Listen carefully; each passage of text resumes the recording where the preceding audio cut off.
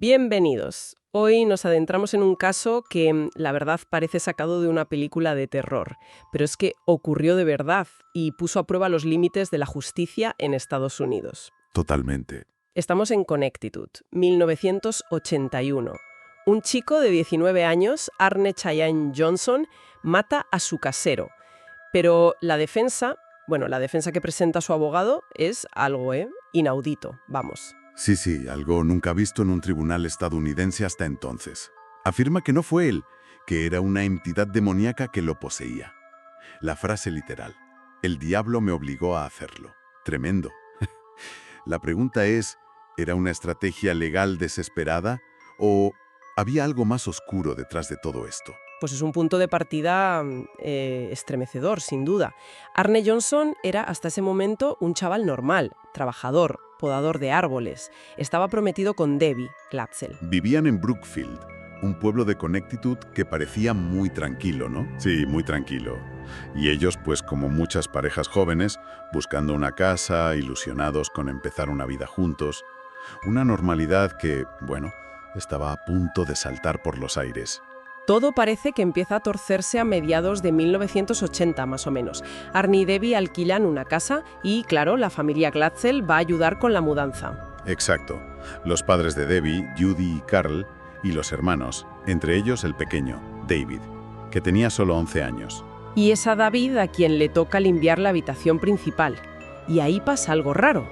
Sí, el niño sale de la habitación súper alterado, diciendo que se quiere ir.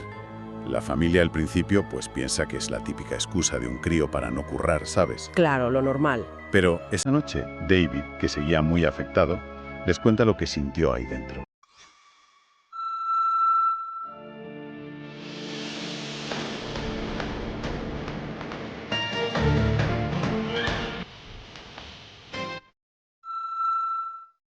Dice que sintió una presencia, un empujón muy fuerte, y que vio una figura horrible. ¿Una figura? ¿Cómo la describió? Pues mira, la describe como un anciano con los ojos negros, la cara como una calavera, pero con rasgos de animal.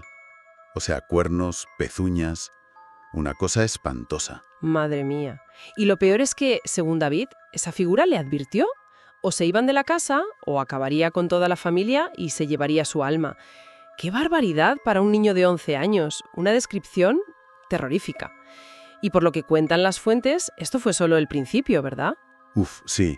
David empieza con pesadillas constantes, a ver sombras por la casa. La madre, Judy, pues claro, preocupada, recurre a la iglesia del pueblo, pide que bendigan la casa. ¿Y la bendición?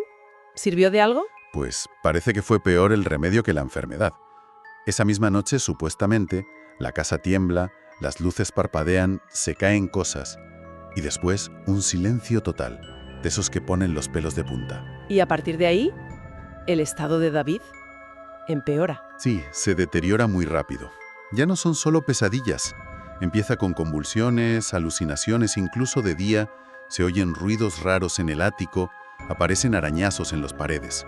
Y lo más inquietante, según la familia, David empieza a gruñir, a hablar en latín con una voz que no era la suya. Muestra una fuerza increíble para su edad, sí, y le aparecen moratones, heridas, por todo el cuerpo, sin explicación. Se vuelve agresivo. Vamos, que la familia estaba desesperada. Es comprensible. Totalmente.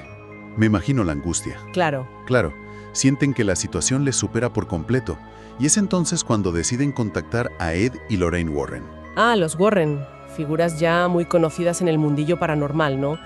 Ed, el demonólogo reconocido por la iglesia, y Lorraine, la clarividente. Exacto. Famosos con casos como el de Amityville. Tenían hasta su propio museo de objetos supuestamente malditos. Aunque, bueno, hay que decir que ya entonces eran figuras bastante controvertidas. Sí, eso también es verdad. Bueno, llegan los Warren. Y también creo que llaman a un médico para que vea a David, ¿no? Sí, para descartar cualquier cosa física o mental. Y el diagnóstico del médico es sorprendente. ¿Qué dice? Que David está perfectamente sano, física y mentalmente. Pero claro, los Warren, después de hablar con él, de presenciar algunos de estos fenómenos, llegan a una conclusión muy diferente. ¿Posesión? Posesión demoníaca. Tal cual. No un fantasma, dicen, sino una entidad maligna muy poderosa. Llegan a decir que era capaz de manifestarse hasta en 43 formas distintas. 43 formas. ¡Qué barbaridad! Y su recomendación es clara. David necesita un exorcismo. Y urgente. Claro, pero conseguir que la Iglesia Católica autorice un exorcismo, eso no es fácil. Necesitan pruebas, una investigación seria. Exacto. Así que la familia Glatzel se pone a documentar todo lo que pueden. Hacen fotos, graban audios de los episodios de David. ¿Y lo consiguen? Pues sí. Finalmente, en septiembre de 1980, la Iglesia da luz verde para realizar exorcismos menores. Se hacen varias sesiones en la iglesia de St. Joseph. Las fuentes varían un poco, unas dicen 2, otras hasta 3 rituales, con varios sacerdotes implicados. ¿Y funcionaron esta vez? Aparentemente sí. David empieza a mejorar notablemente. Parece que la cosa se calma. Parecía que lo peor ya había pasado. Pero justo entonces, en la última sesión de exorcismo, ocurre algo que lo cambia todo para Arne Jonsson. Eso es, él estaba allí, claro, con Debbie y la familia, presenciando el ritual. Y de repente hace algo, impensable. ¿Qué hizo? Pues se enfrenta directamente a la supuesta entidad. Se burla de ella, la desafía, le grita que deje en paz a David, que si quiere un cuerpo que lo tome a él. Pero bueno, ¿en serio? Menuda provocación. Una provocación directa y, según los Warren, peligrosísima. Me imagino la tensión en esa sala. Los Warren le advertirían, supongo. De inmediato, le dicen que ha cometido una imprudencia gravísima, que no sabe lo que ha hecho. De hecho, Lorraine Warren se lo toma tan en serio que unos días después hace algo bastante usual. ¿El qué? Contacta con un detective de la policía local, un tal Glenn Cooper. Le cuenta lo que pasó en el exorcismo, la provocación de Arne, y le expresa su miedo de que algo malo pueda pasar. ¿Le advierte de algo concreto? Sí, le advierte específicamente sobre una posible muerte por arma blanca relacionada con Arne. Quería dejar constancia de esa advertencia, casi como una premonición. Uf, qué fuerte. ¿Y después de esa tormenta llega la calma? Pues una calma aparente, sí. Cesa la actividad extraña en casa de los Glatzel. Arne y Debbie deciden seguir adelante, se mudan a un apartamento. El casero es Alan Bono, que era el jefe de Debbie en una guardería canina. Un hombre de 40 años, descrito como bastante carismático. Pero esa calma dura poco, ¿no? Muy poco. Debbie empieza a notar cambios muy raros en Arne. Comportamientos que le recuerdan muchísimo a los de su hermano David. ¿Cómo qué? Pues Arne parece entrar en trance a veces, tiene alucinaciones donde dice ver a esa misma figura bestial que describía David. Y lo peor es que después no recuerda nada de nada. O sea, lagunas de memoria. Exacto. Incluso tiene un accidente de coche muy raro, se estrella contra un árbol. Y Arne asegura que sintió como si algo le hubiera quitando el control del volante.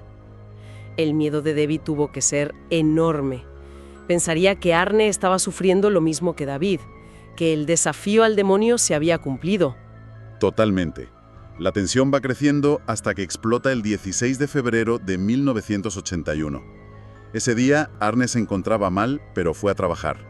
Luego se reúne con Debbie, la hermana de Arne, Wanda y una prima de Debbie, Mary. Y el casero, Alan Bono, los invita a comer fuera, ¿no? Sí. Y durante la comida, y sobre todo al volver al apartamento de Bono, que estaba encima de la guardería, parece que Bono bebe bastante vino. Aquí es donde las versiones dependen mucho de lo que contaron las 3 mujeres, Debbie, Wanda y Mary. Claro, son las principales testigos.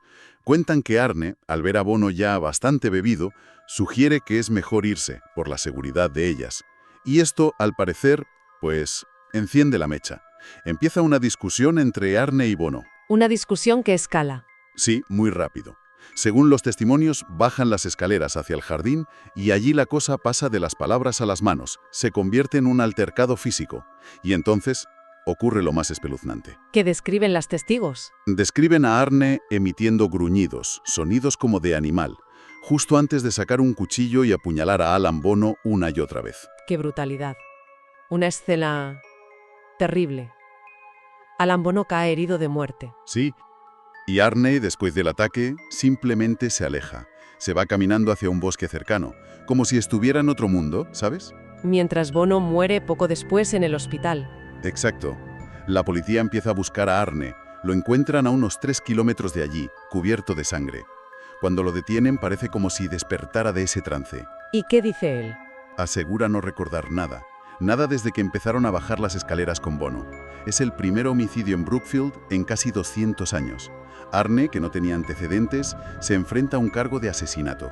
Le ponen una fianza altísima. Y claro, al día siguiente Lorraine Warren vuelve a la carga con la policía. Sí, insiste en su teoría. Arne estaba poseído, tal como ella le había advertido meses antes al detective Cooper. Y esto, lógicamente, desata una tormenta mediática. Me lo imagino. Los titulares serían explosivos. El demonio me obligó a hacerlo. Juicio por homicidio del demonio. El caso se vuelve noticia nacional, internacional. Todo el mundo hablaba de ello. La familia contrata a un abogado, Martin Minella. Él se creyó la historia de la posesión desde el principio. Pues parece que al principio era bastante escéptico, lo normal, pero después de revisar los problemas que tenían los Glatzel, las grabaciones, las fotos y de hablar largo y tendido con los Warren, decide hacer algo totalmente sin precedentes en Estados Unidos. Adoptar la defensa por posesión demoníaca. Argumentar que Arne no era responsable porque estaba controlado por un demonio. Exacto. Cita incluso algunos casos antiguos en Inglaterra donde se había usado algo parecido. Una apuesta legal, enormemente arriesgada. El juicio empieza en octubre del 81. La expectación debía ser máxima. La defensa presenta sus argumentos, las pruebas de los exorcismos de David, los testimonios de la familia, de los Warren. Pero se encuentran con un muro. El juez Robert Callahan rechaza de plano esa línea de defensa. ¿Por qué? ¿Cuál fue su razonamiento? Porque ese es un punto clave, ¿no? Totalmente. El juez Callahan argumenta algo bastante lógico desde el punto de vista legal. La posesión demoníaca es imposible de probar científicamente. Claro. Sostiene que admitir testimonios sobre demonios en un tribunal sería irracional, que sentaría un precedente peligrosísimo. Básicamente cierra la puerta a cualquier argumento sobrenatural. Dice que eso es irrelevante para la justicia estadounidense, que se basa en pruebas empíricas, tangibles. Ahí se ve el choque fundamental del caso, ¿no? La creencia contra la prueba legal. Exactamente. Un choque brutal. Y eso es un golpe demoledor para la defensa, claro. Tienen que cambiar de estrategia sobre la marcha. Sí, recurren a la legítima defensa. Argumentan que Bono, que estaba borracho y agresivo, suponía una amenaza para Arne y para las chicas. Aunque la frase, que ya había calado en todo el mundo, era la de Arne. El diablo me obligó a hacerlo. Al final, ¿cuál fue el veredicto del jurado? Pues después de deliberar durante unas 15 horas, en noviembre de 1981, declaran a Arne Johnson culpable de homicidio involuntario, en primer grado. Homicidio involuntario, o sea que creyeron que mató a Bono ilegalmente pero sin premeditación. Eso es. No asesinato, pero sí homicidio. La sentencia fue de 10 a 20 años de prisión. ¿Y qué fue de Arne después? ¿Cumplió toda la condena? No, cumplió unos 5 años. Salió en libertad por buen comportamiento a finales de los 80s. Y lo sorprendente es que él y Debbie se casaron en 1985, estando él todavía en la cárcel. Vaya, y siguieron juntos. Sí, permanecieron juntos hasta que Debbie falleció en 2021. Y Arne siempre mantuvo su versión, que desde el día del crimen nunca más sintió esa presencia extraña, como si al cometer el acto se hubiera liberado. Pero la historia no acaba ahí, ¿verdad? Porque años más tarde el caso vuelve a salir a la luz, sobre todo con un documental reciente. Sí, y es Carl Glatzel Jr., el hermano mayor de David, el que suelta una bomba. Ofrece una versión que dinamita todo lo que se había contado hasta entonces. ¿Qué dice Carl Jr.? Porque su testimonio añade otra capa de complejidad enorme. Pues Carl Jr. sostiene que toda la historia de la posesión de David fue una farsa. Una invención de la familia, especialmente de su madre, Judy. ¿Una farsa? ¿Fabricada? Sí. Dice que quizás fue magnificada o incluso alentada por los Warren, ya fuera por buscar notoriedad o por un interés económico. Señala el libro que Lorraine Warren escribió sobre el caso, las películas que se hicieron después, como posible prueba de esa motivación. Eso es una acusación gravísima contra su propia familia y contra los Warren. Sugiere entonces un motivo humano para el asesinato de Bono. Sí, claro. Según Carl Jr., Arne mató a Bono conscientemente, y el motivo fueron los celos. ¿Celos? ¿De quién? Aquí viene lo más raro. Carl Jr. menciona un rumor que circulaba sobre una supuesta relación inapropiada entre Alan Bono y David Glatzel. David, el niño, pero si tenía 11 o 12 años. Sí, es muy extraño y no hay pruebas de ello, pero Carl lo presenta como el posible detonante que hizo estallar a Arne. Además, añade otro detalle muy inquietante. ¿Cuál? Afirma que descubrieron que su madre Judy añadía somníferos a la comida de la familia sin que lo supieran. Y según él, eso podría explicar las alucinaciones y el comportamiento errático de David. O sea que no eran demonios, sino los efectos de las pastillas. Madre mía, qué lío. Entonces tenemos dos narrativas familiares que chocan frontalmente. Por un lado, la posesión, defendida por Arne, Debbie, la madre Judy en su momento y respaldada por los Warren. Exacto. Y por otro, la versión del engaño, los celos, las pastillas, propuesta por el hermano mayor, Carl Jr. Es increíblemente difícil saber dónde está la verdad. Exacto. Y esto reaviva toda la controversia sobre los Warren. ¿Realmente buscaban la verdad o se aprovecharon de una tragedia familiar para ganar fama y dinero? Es verdad que Lorraine escribió el libro, pero algunas fuentes dicen que compartió parte de las ganancias con los Glatzel por todo el revuelo mediático que se formó. Pero la duda sigue ahí. Nos deja en un lugar muy incómodo, ¿verdad? Con preguntas fundamentales sin respuesta clara. Totalmente. ¿Fue Arne una víctima de algo inexplicable? ¿Una fuerza demoníaca que lo usó como un títere?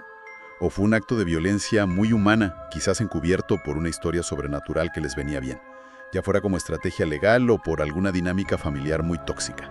Las contradicciones son enormes, incluso dentro de la misma familia, y el sistema legal, demostró sus límites. No pudo o no quiso abordar la posibilidad de la posesión desde un punto de vista científico. Claro, ¿qué ocurrió realmente esa tarde de febrero? Pues probablemente nunca lo sabremos con certeza absoluta.